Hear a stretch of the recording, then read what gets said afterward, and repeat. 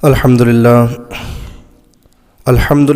नहमदुहु व नस्तईनुहु व नस्तगफिरुहु व नऊज़ु बिल्लाहि मिन शुरूरि अनफुसिना व मिन सय्यिआति अअमालिना मन यहदिहिल्लाहु फला मुदिल्ल लहु व मन युद्लिल्हु फला हादिय लहु व अशहदु अन ला इलाहा इल्लल्लाहु वहदहु ला शरीका लहु व अशहदु अन्ना मुहम्मदन अब्दुहु व रसूलुहु الذي أرسله بالحق بشيرا ونذيرا وداعيا إلى الله بإذنه وسراجا منيرا أما بعد فإن خير الحديث كتاب الله وخير الحديث حديث محمد صلى الله عليه وسلم وشر الأمور محدثاتها وكل محدثة بدعة وكل بدعة ضلالة وكل ضلالة في النار فأعوذ بالله من الشيطان الرجيم بسم الله الرحمن الرحيم يا أيها الناس اتقوا ربكم الذي خلقكم من نفس واحدة وخلق منها زوجها وبث منهما رجالا كثيرا ونساء واتقوا الله الذي تساءلون به والأرحام إن الله كان عليكم رقيبا يا أيها الذين آمنوا اتقوا الله حق تقاته ولا تموتن إلا وأنتم مسلمون يا أيها الذين آمنوا قولوا قولا سديدا يصلح لكم أعمالكم ويغفر لكم ذنوبكم ومن يطع الله ورسوله فقد فاز فوزا عظيما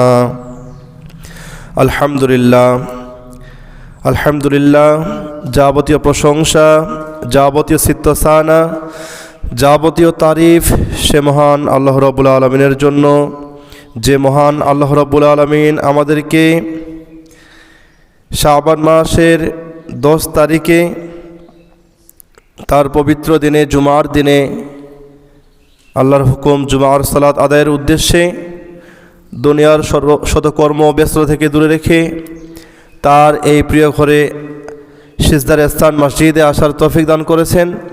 এজন্য সর্বপ্রথম সেই রব্বুল আলামিনের নিকট শুকরিয়া জ্ঞাপন করি, প্রত্যেকে বলে আলহামদুলিল্লাহ।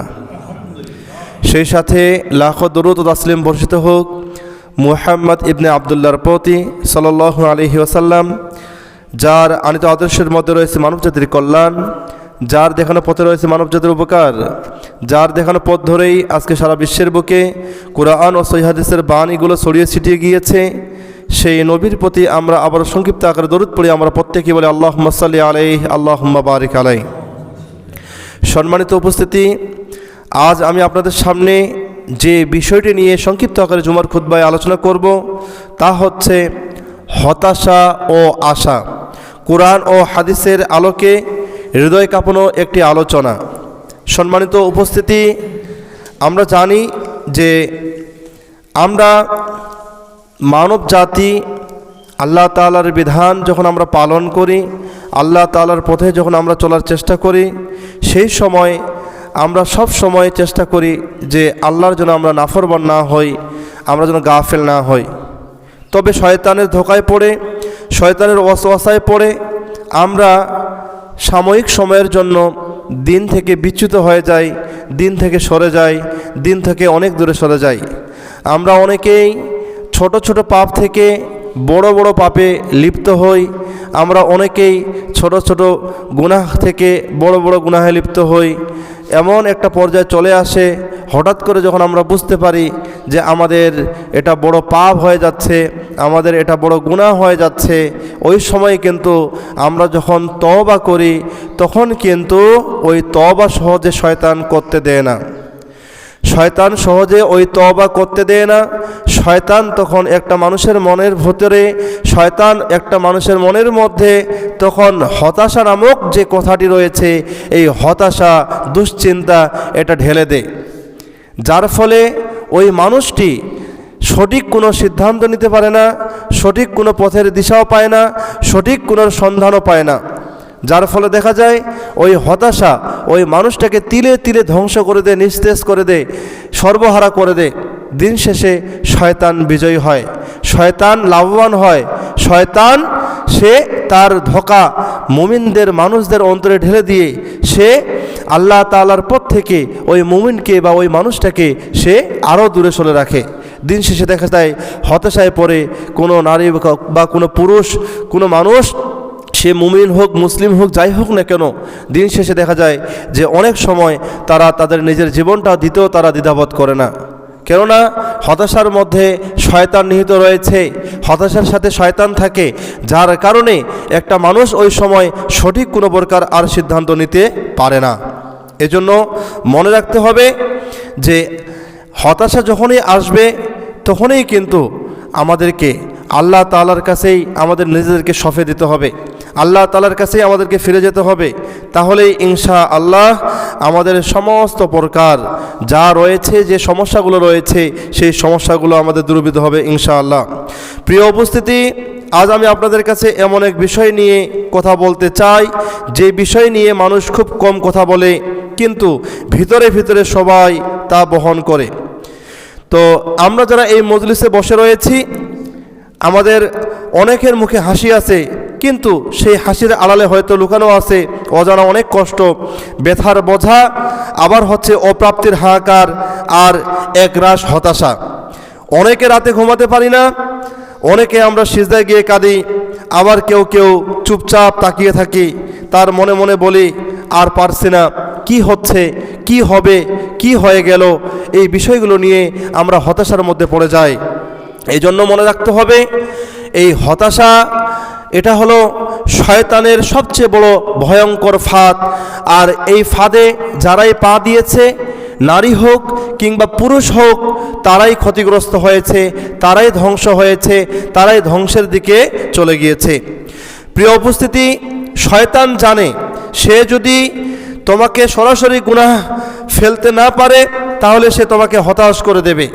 শয়তান সবসময় এই বিষয়টা বোঝে, যদি আমাদেরকে শয়তান সরাসরি খারাপের মধ্যে যদি না ঢুকাই দিতে পারে, বা খারাপ হয়েছে এটা জেনেছি, এখান থেকে বের হতে চাচ্ছি, এখান থেকে বের হওয়ার জন্য আমি চেষ্টা করতেছি, ওই সময় শয়তান জানে যদি আজকে সে যদি খারাপের মধ্যে যদি থেকে যায় তাহলে তো সে আমার পক্ষে থাকবে, আর সে খারাপ থেকে বের হতে চাচ্ছে, সে তো আমার পদে থাকলো না, আমার পক্ষে থাকলো না।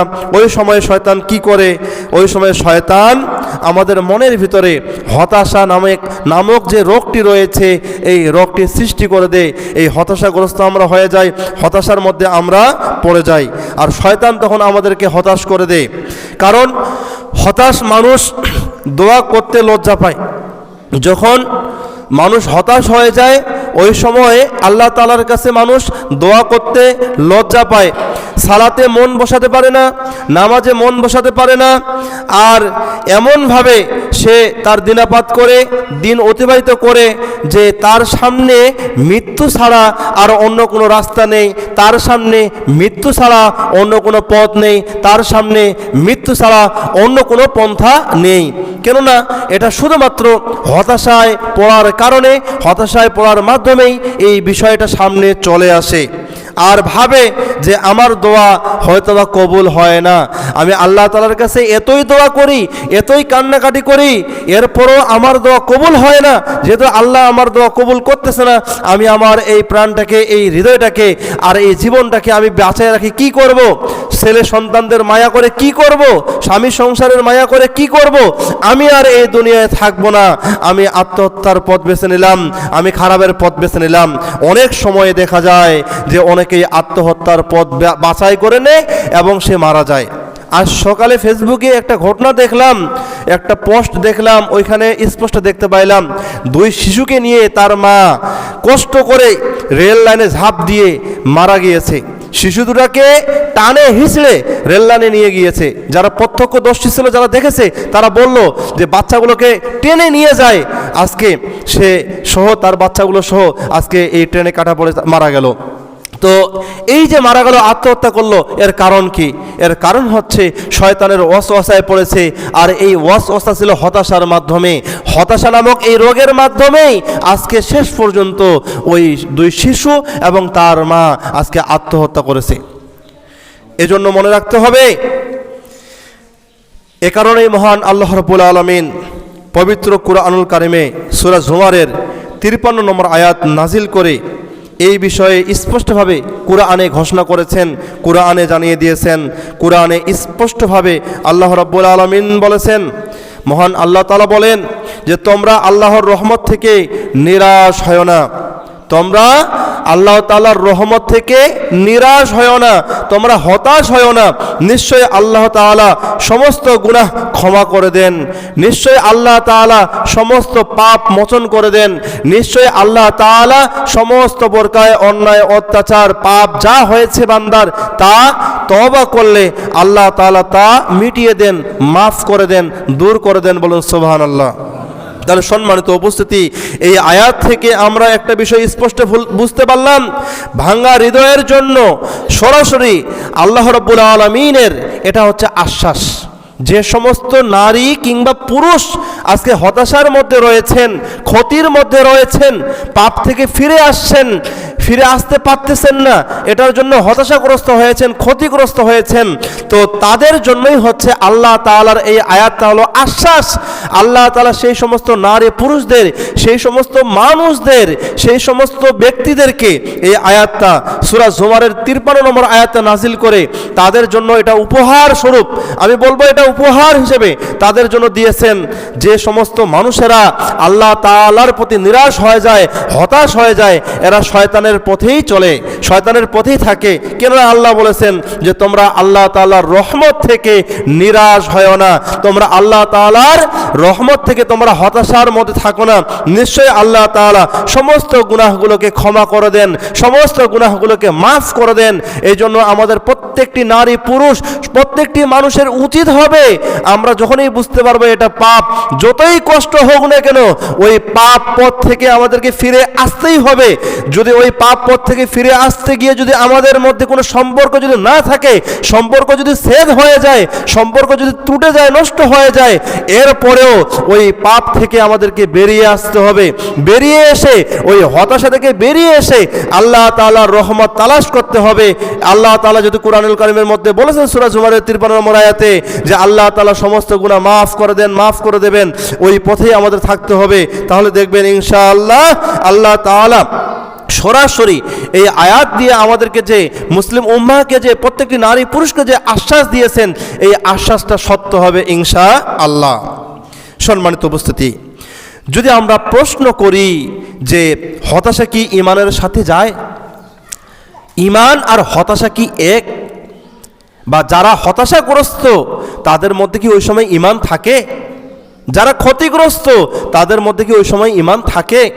তাহলে আমরা এই বিষয়ে যদি উত্তর পেতে চাই, আবারও আমরা সরাসরি কুরআনুল কারীমের মধ্যেই চলে যাব। মহান আল্লাহ রাব্বুল আলামিন এই বিষয়ে তিনি কুরআনুল কারীমের মধ্যে সতর্ক বাণী হিসেবে আয়াত নাজিল করেছেন।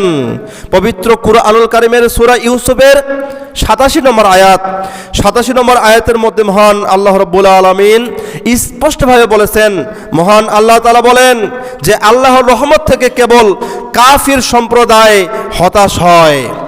আল্লাহ তাআলার রহমত থেকে কেবল কাফির সম্প্রদায়গণ তারাই মূলত হতাশ হয়। সম্মানিত উপস্থিতি, প্রিয় উপস্থিতি, এই আয়াত থেকে একটি বিষয় আমরা স্পষ্ট বুঝতে পারলাম, আল্লাহ তাআলার রহমত থেকে ওই সমস্ত ব্যক্তিরাই, ওই সমস্ত গোষ্ঠীরাই তারাই শুধুমাত্র হতাশাগ্রস্ত থাকে, তারাই শুধুমাত্র হতাশাগ্রস্ত হয় যারা হলো অস্বীকারী সম্প্রদায়, যারা হলো অস্বীকারী গোষ্ঠী, যারা হলো কাফির সম্প্রদায়, কাফির গোষ্ঠী। সম্মানিত উপস্থিতি, এখন যদি প্রশ্ন করা হয় কাফির কাকে বলা হয় বা কাফের কারা, তাহলে আমরা সহজ ভাষায় উত্তর দিব যে কাফের এর অর্থ হচ্ছে অস্বীকারী। মূলত যারা আল্লাহ এবং আল্লাহ রাসূল ইসলাম এর বিধান অস্বীকার করে, কোরআন এবং হাদিস সরাসরি অস্বীকার করে, তারাই হচ্ছে অস্বীকারী বা কাফের। আর যখন একজন অস্বীকার করে তার দেখে আরো 4 জন 5 জন 6 জন এভাবে শত শত মানুষ ওই দলভুক্ত হয়ে যায় এবং সেটাই গ্রহণ করে, মূলত ওই সম্প্রদায়কে বলা হয় কাফির সম্প্রদায়। এজন্য হতাশাগ্রস্ত এটা অনেক ক্ষতিকর। যারা শয়তানের রাস্তায় চলে হতাশার মধ্যে পড়ে নিজেদের জীবনটাকে বিসর্জন দিয়ে দেয়, নিজেদের জীবনটাকে নষ্ট করে দেয়, তছনছ করে দেয়, তারা মূলত আল্লাহ তাআলার বিধানকে অস্বীকার করে এবং শয়তানকে বিজয়ী করে, শয়তানকেই খুশি করে। সম্মানিত উপস্থিতি, আমেরিকার মধ্যে একটি রাজ্য রয়েছে যেখানে মানুষেরা সুইসাইড করার জন্য, নিজে থেকে সুইসাইড করার জন্য তারা সবাই দলবদ্ধ হয়ে তারা চলে যায়, সবাই দলবদ্ধ হয়ে চলে যায়। একটা জায়গায় রয়েছে যে জায়গাটা সুইসাইড করার। কেউ যদি বলে যে আমি আমার জীবনটাকে রাখবো না, আমি অনেক ক্ষতিগ্রস্ত, আমি হতাশাগ্রস্ত, আমি অনেক ঠকেছি, অনেক ক্ষতির মধ্যে পড়েছি, আমার আর আল্লাহর রহমতের দরকার নেই, আমার আর রসুলের কোনো দোহাই দিয়ে আমাকে বাঁচার কোনো শক্তি নেই, এই সমস্ত যারা অস্বীকারী আছে, এই অস্বীকারীরা কি করে? আমেরিকার মধ্যে এরা একটা জায়গা রয়েছে, নির্ধারিত একটা জায়গা রয়েছে, নির্দিষ্ট একটা জায়গা রয়েছে, ওই জায়গায় গিয়ে তারা সুইসাইড করে, তারা আত্মহত্যা করে। শুধু তাই নয়, আমেরিকার মধ্যে আরেকটি জায়গা রয়েছে, যেই জায়গার মধ্যে মানুষেরা গিয়ে তারা কপাল আছড়ায়, তাদের দুঃখ বেদনাগুলো ওইখানে সবার সামনে সবাই প্রকাশ করে, এবং সেখানে হতাশাগ্রস্ত যারা তারা সেখানে তাদের মনের ভাবগুলো প্রকাশ করে। অথচ যখন কোনো মানুষ হতাশাগ্রস্ত হয়, যখন কোনো মানুষ ক্ষতিগ্রস্ত হয়, ওই সময় মানুষকে মৃত্যুর পথে না গিয়ে সালাতের পথে আসা দরকার, আল্লাহর পথে আসা দরকার, আল্লাহর রহমত তালাশ করা দরকার, বিবেকটাকে কাজে লাগানো দরকার। বিবেকটাকে ওই সময় নষ্ট করা যাবে না, আবেগটাকে কাজে লাগানো যাবে না। এই বিষয়টি যদি মানুষেরা একবার বুঝতো, তাহলে কোনোদিন বাংলার মানুষ, বিদেশের মানুষ, সারা বিশ্বের মানুষ কোনোদিন হতাশাগ্রস্ত হলে তারা নিজেদের জীবনটাকে কোনোদিন বের করে দিত না, কোনো আলেমকে গালিগালাজ করতো না, কোনো মানুষকে গালিগালাজ করতো না, কাউকে কোনো প্রকার অপবাদ দিত না, কারো প্রতি কোনো প্রকার দোষ ত্রুটি কোনো কিছুই চাপায় রাখতো না। যদি বুঝতো যে কারণে আমি হতাশাগ্রস্ত হচ্ছি, যে বিষয়ের জন্য আমি হতাশাগ্রস্ত রয়েছি, অবশ্যই এর মধ্যে কিছু কল্যাণ রয়েছে, যার কারণে হয়তোবা আল্লাহ তাআলা আমাকে বড় পরীক্ষা নিতেছেন, বড় পরীক্ষার মধ্যে ফেলেছেন, এখন আমাকে পরীক্ষায় পাশ করতেই হবে। শয়তান যতই আমাকে ধোঁকা দিক, আমি শয়তানের পথে যাব না, শয়তানের পথে চলবো না, শয়তানের পথে চলে আমি নিজের প্রাণটাকে বিসর্জন দিব না, আমি আত্মহত্যার রাস্তা বেছে নিব না। এটা যদি ওই সময় কোনো নারী পুরুষ মানুষ যদি তার বিবেকটাকে কাজে লাগাতে পারে, আবেগটাকে যদি দূর করে দেয়, ইনশাআল্লাহ ওই মানুষটা আল্লাহর রহমতের মধ্যেই থাকবে, আল্লাহর রহমতের মধ্যেই থাকবে। সম্মানিত উপস্থিতি, মুমিন কাঁদে, কষ্ট পায়, মুমিন কাঁদে, কষ্ট পায়, কিন্তু আল্লাহ থেকে আশা ছাড়ে না। যারা মুমিন, যারা প্রকৃত মুত্তাকি, তারা সব সময় কাঁদে, তারা সব সময় কান্নাকাটি করে ওই হতাশার সময়, কিন্তু তারা আল্লাহ থেকে আশা ছাড়ে না। তারা সর্বসময় আল্লাহ তাআলার কাছেই আশা রাখে যে আল্লাহ, আজকে আমি যে বিষয়ের জন্য ক্ষতিগ্রস্ত, যে বিষয়ের জন্য আমি হতাশাগ্রস্ত, আপনি পারেন আমাকে এই হতাশা থেকে মুক্তি দান করতে, আপনি পারেন আমাকে আশার পথ দেখাতে, আশার আলো দেখাতে, নতুন দিগন্ত দেখাতে, নতুন সূর্য দেখাতে। আল্লাহ, আপনি আমাকে ধৈর্য ধারণ করার ক্ষমতা দান করুন, আপনি আমাকে তৌফিক দান করুন, আপনি আমার মনের সমস্ত প্রকার দুঃখ বেদনা যাতনা দূর করে দিন, আমাকে শয়তানের ওয়াসওয়াসা থেকে রক্ষা করুন। শয়তান আমাকে গাফেল করতেছে, শয়তান আমাকে ক্ষতিগ্রস্ত করতেছে, শয়তান আমাকে খারাপের পথে নিয়ে যাচ্ছে, শয়তান আমাকে আত্মহত্যার দিকে নিয়ে যাচ্ছে, আমাকে ওই রাস্তা থেকে বের করে নিয়ে আসুন। আমার বিবেকটাকে খুলে দিন, আমার অন্তরটাকে প্রশস্ত করে দিন, আমার অন্তরের মধ্যে দিলের সঠিক নূর দান করুন, যাতে করে সেই আলো দিয়ে, সেই নূর দিয়ে আমি এই খারাপ পথ থেকে বেরিয়ে এসে আমি তোমার পথে, তোমার রহমতের পথেই থাকতে পারি। এজন্য মুমিনরা শুধু কাঁদে, তারা আল্লাহ তাআলার কাছে আশা ছেড়ে দেয় না, আল্লাহ তাআলার কাছে সব সময় চায়, আল্লাহ তাআলার কাছেই আশা প্রকাশ করে, আল্লাহ তাআলার কাছেই আশা চায়, আশা লাভ করার জন্য চেষ্টা করে।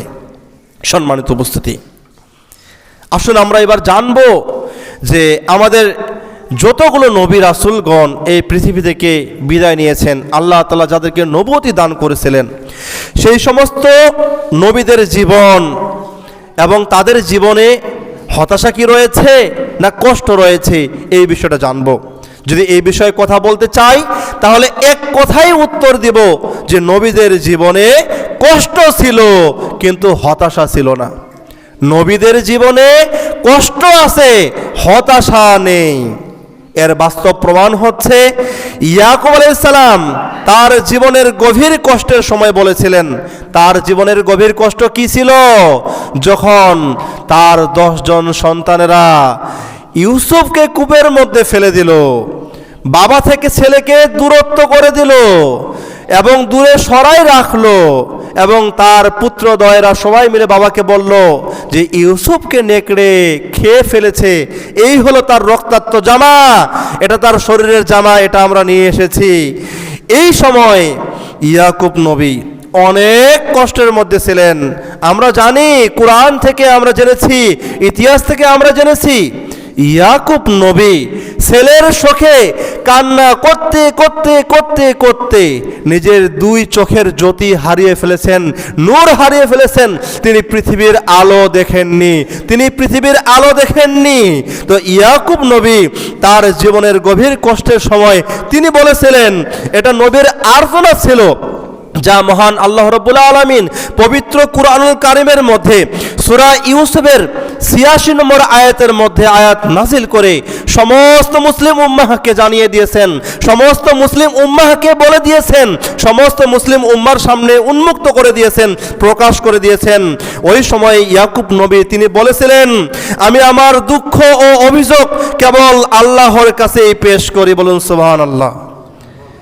তার এতই কষ্ট ছিল, তার এতই দুঃখ ছিল যে ওই সময়ে, ওই দুঃখের সময়, ওই কষ্টের সময় তিনি আল্লাহ তাআলার কাছে বলেছিলেন যে আমি আমার দুঃখ ও অভিযোগ কেবল আল্লাহর কাছেই পেশ করি।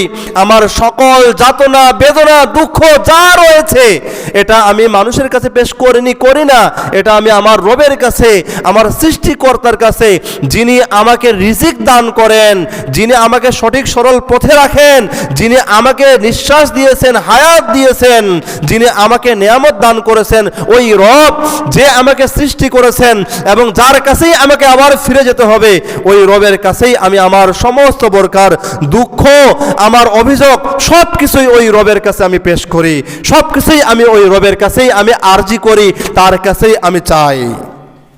এটাই হচ্ছে মুমিনের শিক্ষা, এটাই হচ্ছে মুমিন নারী পুরুষদের শিক্ষা। যখনই হতাশাগ্রস্ত হবে, যখনই বিপদের মধ্যে পড়বে, যখনই ক্ষতির মধ্যে পড়বে, সে কারো কাছে কোনো প্রকার সাহায্য প্রার্থনা করবে না, সরাসরি চাইতে হবে আল্লাহর কাছে, অভিযোগ দিতে হবে আল্লাহর কাছে, অন্য কারো কাছে কোনো অভিযোগ দেওয়া যাবে না। এই বিষয়টি আমাদের প্রত্যেকটি নারী পুরুষ মুমিন মুমিনাত আমাদের সকলকেই এই বিষয়টি মনে রাখতে হবে। সম্মানিত উপস্থিতি, তাহলে বোঝা গেল এটাই হচ্ছে মুমিনের শিক্ষা। আর মানুষের কাছে নয়, আল্লাহর কাছেই ভেঙে পড়তে হয়। আমরা মানুষের কাছে চাইবো না, মানুষের কাছে ভেঙে পড়বো না, আমরা আল্লাহ তাআলার কাছেই চাইবো, আল্লাহ তাআলার কাছেই আমরা ভেঙে পড়বো। তাহলেই কিন্তু আমরা এই হতাশা থেকে আমরা মুক্তি পাবো, এই হতাশা থেকে আমরা অবশ্যই উদ্ধার হতে পারবো। সম্মানিত উপস্থিতি, আসুন এবার আমরা জানার চেষ্টা করব, এই হতাশায় পড়লে মানুষের তো কষ্ট হয়, দুঃখ হয়, অন্তরে অনেক বেদনা হয়, বুক ঝাড়পাড়া হয়ে যায়, ঝিরঝির হয়ে যায়, মানে জ্বলে পুড়ে ছাই হয়ে যায়, এমন একটি অবস্থা হয়ে যায় যে যে বিষয়ের মধ্যে হতাশায় পড়েন সে সেই বিষয়ের জন্য দায়ী করে তার বুকটাকে ঝাঁঝাড় করে দেন। সে মনে করে যে আমার কষ্ট রাখার আর কোনো জায়গা নেই, আমার কষ্ট রাখার আর কোনো পথ নেই, আমার এই বুকটা কষ্টে দুঃখে ঝাড়ঝাড় হয়ে গেছে। ওই সময় কি হবে? এই জন্য মনে রাখতে হবে যে কষ্ট কি আল্লাহর রাগ। আমরা যে কষ্ট পাই মানুষেরা হতাশাগ্রস্ত হয়ে গেলে বা যে কোনো সময় যখন কষ্ট পাই, এটা কি আল্লাহ তাআলার রাগ? আল্লাহ তাআলা রাগ করেছেন বলেই কি আমরা কষ্ট পাচ্ছি? বিষয়টা কি এরকম না। এর উত্তরে বলবো প্রিয় উপস্থিতি, না, এটা আল্লাহ তাআলার কোনো রাগ নয়। অনেক কষ্টই আল্লাহ তাআলার হচ্ছে ভালোবাসার পরীক্ষা। বলুন সুবহানাল্লাহ। অনেক কষ্ট আল্লাহ তাআলার পক্ষ থেকে হচ্ছে ভালোবাসার পরীক্ষা। এ বিষয়ে হাদিসের মধ্যে আসছে রাসূলুল্লাহ সাল্লাল্লাহু আলাইহি সাল্লাম তিনি বলেছেন, যাকে আল্লাহ তাআলা ভালোবাসেন তাকে তিনি পরীক্ষায় ফেলেন। হাদিসটি তিরমিজিতে আসছে, হাদিসের মান সহিহ। তাহলে সম্মানিত উপস্থিতি, উক্ত হাদিস থেকে আমরা বুঝতে পারলাম আল্লাহ তাআলা যেই নারীকে, যেই পুরুষকে সবচেয়ে বেশি ভালোবাসেন, যেই মুমিনকে, যেই মুমিনাতকে সবচেয়ে বেশি ভালোবাসেন আল্লাহ রাব্বুল আলামিন, তাদেরকে তিনি পরীক্ষায় ফেলেন, তাদেরকে তিনি পরীক্ষা করেন। বিভিন্ন ধরনের পরীক্ষার মধ্যে তাদেরকে ফেলে দেন। নারী পুরুষ, ওই মুমিন মুমিনাত, ওই নারী পুরুষরা যেন ওই পরীক্ষায় পাশ করে, এই জন্য আল্লাহ তাআলা তাদেরকে বড় পরীক্ষা নেন। এই বিষয়ে রাসূলুল্লাহ সাল্লাল্লাহু আলাইহি ওয়াসাল্লাম তিনি আরো বলেছেন যে মুমিনের শরীরে একটি কাঁটা বিঁধলেও আল্লাহ তাআলা তার গুনাহ মাফ করে দেন। বলুন সুবহানাল্লাহ। মুমিনের শরীরে যদি একটি কাঁটা বিঁধে, এই কাঁটা বিঁধার কারণে যদি সে করে, সে যদি কষ্ট পায়, আল্লাহ রাব্বুল আলামিন এই কাঁটা বিঁধার কারণে, এই কষ্ট পাওয়ার কারণে তার সগীরা গুনাহগুলো আল্লাহ রাব্বুল আলামিন মাফ করেন। হাদিসটি বুখারী শরীফের মধ্যে আসে, বুখারীতে আসছে, হাদিসের মান সহিহ। তাহলে সম্মানিত উপস্থিতি, এই হাদিসের মধ্যে বলা হয়েছে যদি একটি কাঁটা বিঁধলে যদি সে যদি করে বা কষ্ট পায়, এর জন্য আল্লাহ রাব্বুল আলামিন তার গুনাহগুলোকে মাফ করে দেন। তাহলে যে সমস্ত ব্যক্তিরা হতাশার মধ্যে পড়েন, আশার আলো খুঁজে পান না, ওই সময় আল্লাহ তাআলার কাছে যদি কান্নাকাটি করেন, আল্লাহ তাআলার কাছে যদি চান, আল্লাহ তাআলার কাছে যদি ফরিয়াদ করেন, অভিযোগ করেন, আল্লাহ রাব্বুল আলামিন কি তার গুনাহগুলো কি ক্ষমা করবেন না? একটা কাঁটা বিঁধলে যদি গুনাহ ক্ষমা করেন, তাহলে অন্তর যেখানে ঝাড়ঝাড় হয়ে যাচ্ছে কষ্টে, তাহলে এই কষ্টটাকে আল্লাহ তাআলা দূর করবেন না? নিঃসন্দেহে আল্লাহ তাআলা দূর করবেন। শুধুমাত্র শয়তানের পথে ওই সময় আর থাকা যাবে না, এই বিষয়টি আমাদেরকে মনে রাখতে হবে। সম্মানিত উপস্থিতি, আসুন এবার আমরা একটু জানবো যে এই যে এত কষ্ট হয় মনের মধ্যে, হতাশাগ্রস্ত হলে এতই কষ্ট পাই আমরা সবাই, তাহলে এই কষ্টের পরে কি আমাদের স্বস্তি কি মিলবে না? কষ্টের পরে কি আমরা আরাম ভোগ করব না? কষ্টের পরে কি আমরা স্বস্তি পাবো না? নিঃসন্দেহে কষ্টের পরেও আমরা স্বস্তি পাব। কেননা আল্লাহ রাব্বুল আলামিন কষ্টের পরে স্বস্তি দিবেন, এটা আল্লাহ তাআলা প্রতিশ্রুতি দিয়েছেন, ওয়াদা করেছেন। যারা কষ্ট করে, কষ্টের পরেও তারা স্বস্তি পায়। হতাশার মধ্যে থেকে যে সমস্ত মানুষেরা কষ্টের মধ্যে রয়েছে, এই কষ্ট থেকে আল্লাহ রাব্বুল আলামিন তাদেরকে বের করে তাদেরকে স্বস্তি দান করবেন। দলিল কি? দলিল হচ্ছে মহান আল্লাহ রাব্বুল আলামিন পবিত্র কুরআনুল কারীমের সূরা ইনশিরার 5 এবং 6 নম্বর আয়াত নাজিল করে সমস্ত উম্মতে মুহাম্মদীদেরকে, বিশ্ববাসীদেরকে জানিয়ে দিয়েছেন। মহান আল্লাহ রাব্বুল আলামিন বলেছেন, ফা ইন্না মাআল উসরি ইসরা, ইন্না মাআল উসরি ইসরা, নিশ্চয়ই কষ্টের সাথে স্বস্তি আছে। মহান আল্লাহ রাব্বুল আলামিন বলতেছেন, নিশ্চয়ই কষ্টের সাথে স্বস্তি আছে, নিশ্চয়ই কষ্টের সাথে স্বস্তি আছে। তাহলে সম্মানিত উপস্থিতি, এই আয়াত থেকে আমরা বুঝতে পারলাম একটি কষ্ট আর দুইটা স্বস্তি। প্রথম কষ্ট একটাই হবে আর স্বস্তি হবে দুইটা। কেননা আল্লাহ তাআলা 5 এবং 6 নম্বর আয়াতে দুইবার করে বলেছেন যে ইন্না মাআল উসরি ইসরা, এরপরে বলেছেন ফা ইন্না মাআল উসরি ইসরা, ইন্না মাআল উসরি ইসরা। এখানে দুইবার এই কথাটা বলেছেন। আমরা কষ্ট পাই একবার, আর আল্লাহ তাআলা স্বস্তির কথা বলেছেন দুইবার। এই জন্য সম্মানিত উপস্থিতি, মনে রাখতে হবে যখনই আমরা কষ্টের মধ্যে পড়ব, যদি আমরা সবর করি, আমরা যদি ধৈর্য ধারণ করি, আমরা যদি সবরের পথেই থাকি, তাহলে ইনশাআল্লাহ ওই কষ্টের মধ্যে মহান আল্লাহ রাব্বুল আলামিন আমাদেরকে স্বস্তি দান করবেন। দলিল হচ্ছে সূরা ইনশিরার 5 এবং 6 নম্বর আয়াত। এই জন্য এই বিষয়টির দিকেও আমাদেরকে লক্ষ্য রাখতে হবে। সম্মানিত উপস্থিতি, এবার আসুন আমরা জানবো যে আমরা যে আল্লাহ তাআলার বান্দা, আমরা যে আল্লাহ তাআলার গোলাম, আমাদের কিছু কিছু ধারণা রয়েছে, আমরা কিছু কিছু ধারণা করে থাকি, আমরা কিছু কিছু ধারণা পোষণ করে থাকি এই সময়ে এই বিষয়ে। আমাদের আল্লাহর বান্দার ধারণা অনুযায়ী হাদিসের মধ্যে আসছে, হাদিসের কুদসির মধ্যে আসছে, হাদিসটি বুখারী এবং মুসলিমের মধ্যে আসছে। এখানে স্পষ্টভাবে রাসূলুল্লাহ সাল্লাল্লাহু আলাইহি ওয়াসাল্লাম বলেছেন, আমি আমার বান্দার সাথে তার ধারণা অনুযায়ী থাকি। বলুন সুবহানাল্লাহ। হাদিসে কুদসির মধ্যে আসছেন, আল্লাহ তাআলা বলেন, রাসূলুল্লাহ সাল্লাল্লাহু আলাইহি ওয়াসাল্লাম বলেছেন যে আমি আমার বান্দার সাথে তার ধারণা অনুযায়ী থাকি। তাহলে আল্লাহ তাআলা কোনো বান্দার সাথে তখনই থাকবেন বান্দা যেমন ধারণা করবেন। বান্দা যদি ধারণা করে যে আল্লাহ আমি হতাশার মধ্যে পড়েছি, আমি ক্ষতির মধ্যে পড়েছি, আমি অনেক ক্ষতিগ্রস্ত হয়েছি, আল্লাহ আপনি আমাকে উদ্ধার করুন, আপনি আমাকে হেফাজত করুন, আপনি আমাকে সুইসাইড থেকে দূরে রাখুন, আপনি আমাকে আত্মহত্যা থেকে দূরে রাখুন, আপনি সমস্ত প্রকার খারাপ থেকে দূরে রাখুন, আপনি শয়তানের ওয়াসওয়াসা থেকে সূক্ষ্ম সূক্ষ্ম চক্রান্ত থেকে আমাকে দূরে রাখুন।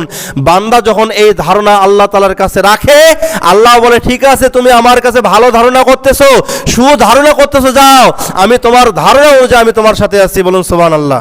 মানে ভালো ধারণা করব, ভালো হবে, আল্লাহর রহমত থাকবে, আল্লাহর সহযোগিতা থাকবে। আর ওই হতাশার মধ্যে ওই সময় যদি বলি আল্লাহ আমি অনেক ক্ষতিগ্রস্ত হয়েছি, আমার জানটা বের করে নিন, আমি বিষ খাবো, আমি আত্মহত্যা করব, আমি খারাপের পথে যাব, আমি আর এই জীবনটাকে রাখবো না, এইভাবে আমি আর রাখতে চাই না, তখন কিন্তু আল্লাহ তাআলা তো রাসূলুল্লাহ সাল্লাল্লাহু আলাইহি ওয়াসাল্লাম বলে দিয়েছেন, হাদিসে কুদসির মধ্যে আসছে, যে যে ধারণা করবে সে ধারণার মধ্যে আল্লাহ থাকবেন। তখন শয়তান তার মৃত্যুটা খুব কাছাকাছি নিয়ে আসবেন, শয়তানের ওয়াসওয়াসায় পড়ে ধোঁকা পড়ে বাস্তবেই সে সুইসাইড করবে, আত্মহত্যা করবে। এজন্য এই হাদিস থেকে আমাদেরকে শিক্ষা দেয় আল্লাহ সম্পর্কে আমাদের সব সময় ভালো ধারণা রাখা, এটাই হচ্ছে আমাদের সবচেয়ে ঈমানের শক্তি। প্রত্যেকটা মানুষের যে ঈমানের শক্তি রয়েছে, এই ঈমানের শক্তির মধ্যে অন্যতম একটি শক্তি হচ্ছে আমরা সব সময় আমরা আল্লাহ তাআলার বিষয়ে আমরা ভালো ধারণা রাখবো যে আল্লাহ তাআলা আমাদের সমস্ত দুঃখ কষ্ট দূর করে দেবেন ইনশাআল্লাহ। একটু সবর করে আল্লাহ তাআলার কাছে সাহায্য প্রার্থনা করে আল্লাহ এই দুঃখ কষ্ট আমার আর রাখবেন না, অবশ্যই দূর করে দিবেন। এই ধারণা, এই সঠিক ধারণা, এই ভালো ধারণা আমাদের সমস্ত নারী পুরুষদেরকে আমাদেরকে রাখতে হবে। যদি আমরা এই ভালো ধারণা রাখি তাহলে ইনশাআল্লাহ শয়তান বিজয়ী হবে না, শয়তান পরাজিত হবে, আল্লাহ তাআলা বিজয়ী হবেন, আল্লাহর দ্বীন বিজয়ী হবে, মানুষেরা পরকালে জান্নাতবাসী হবে, জাহান্নামী হবে না, আত্মহত্যার রাস্তায় কেউ আর যাবেও না। সম্মানিত উপস্থিতি, আসুন আমরা এবার জানবো, আমরা যারা হতাশাগ্রস্ত রয়েছি, আমরা যারা ক্ষতিগ্রস্ত রয়েছি, আমরা যারা হতাশার মধ্যে রয়েছি, এই হতাশা থেকে আমরা কিভাবে বেরিয়ে আসব, এই হতাশা কাটানোর জন্য আমরা কি আমল করব বা কি দোয়া করব আল্লাহ তাআলার কাছে, কিভাবে আল্লাহ তাআলার কাছে সাহায্য প্রার্থনা করব, এই বিষয়টি আমরা জানব। তো এই বিষয়ে রাসূলুল্লাহ সাল্লাল্লাহু আলাইহি ওয়াসাল্লাম তিনি একটি দোয়া পড়েছেন। দোয়াটি হলো এই যে, হে আল্লাহ আমি দুশ্চিন্তা ও দুঃখ, অক্ষমতা ও অলসতা, কৃপণতা ও ভীরুতা এবং ঋণের বোঝা ও মানুষের আধিপত্য থেকে আপনার নিকট আশ্রয় চাই, আপনার নিকট বাঁচতে চাই, আপনার নিকটেই আমি আশ্রয় প্রার্থনা করি। এই দোয়াটি রাসূলুল্লাহ সাল্লাল্লাহু আলাইহি ওয়াসাল্লাম বেশি বেশি করে করেছেন। আর এই দোয়াটি মূলত এটা রাসূলুল্লাহ সাল্লাল্লাহু আলাইহি ওয়াসাল্লামের যেহেতু কোল কথা হাদিস, এটা আসছে বুখারীর মধ্যে, হাদিসের মান সহিহ। এজন্য আমাদের মনে রাখতে হবে যে যখনই আমরা হতাশাগ্রস্ত হব, ক্ষতিগ্রস্ত হব, তখনই দুশ্চিন্তার মধ্যে যখনই আমরা থাকব, ঋণের বোঝা যখন মাথার উপর চলে আসবে, ঋণের বোঝা যখন আমরা পরিশোধ করতে পারবো না, যখন আমাদের অলসতা অক্ষমতা যখন চলে আসবে, আমাদের কৃপণতা, আমাদের ভীরুতা যখন চলে আসবে, তখন আমরা কি করব?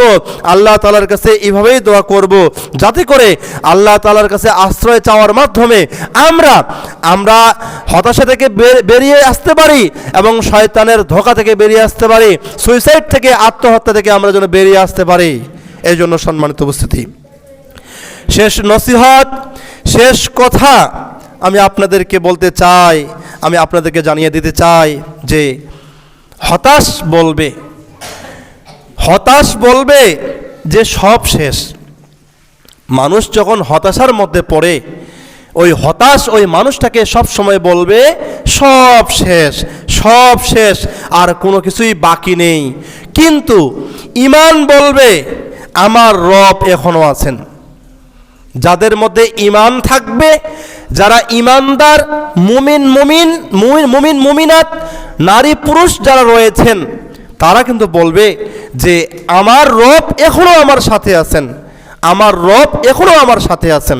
তাহলে এখানে বিষয়টি হচ্ছে যে একটা বিষয় মাথায় রাখতে হবে যে শয়তান সব সময় আমাদেরকে চক্রান্ত করে, শয়তান সব সময় আমাদেরকে বলে, যখন হতাশার মধ্যে পড়ি আমরা, তখন বলে তোমার সব শেষ, আর এই মুখ তুমি কিভাবে দেখাবে, আর তুমি কিভাবে বেঁচে থাকবে, তোমার বাঁচার কোনো আর অধিকার নেই, তোমার আল্লাহ তোমাকে সাহায্য করেনি, তুমি অনেক দোয়া করেছো, তোমার আল্লাহ তোমাকে সহযোগিতা করেনি, তোমার কোনো মানুষ তোমার সহযোগিতা করেনি, তোমাকে কোনো মানুষ, তোমার আত্মীয় স্বজন, তোমার স্বামী, তোমার সন্তান, তোমার ভাই ব্রাদার যারা রয়েছে, কেউ তোমাকে সহযোগিতা করেনি, অতএব তোমার সব শেষ, তুমি যাও, তুমি আত্মহত্যা করো, তুমি সুইসাইড করো।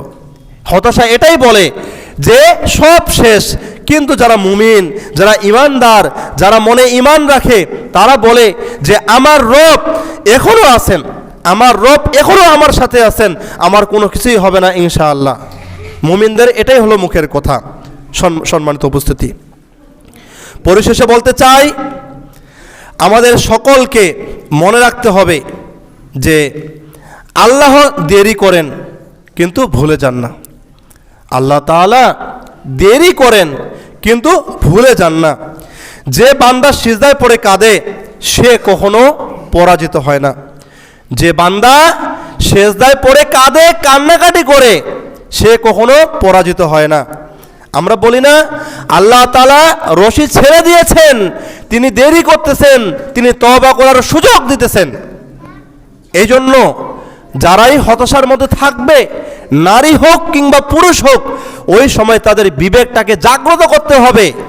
যেই কাজের কারণে আমি আজকে হতাশাগ্রস্ত, ওই কাজটাকে কোরআন সুন্নাহ ভিত্তিক কিনা, কোরআন হাদিস অনুযায়ী কিনা।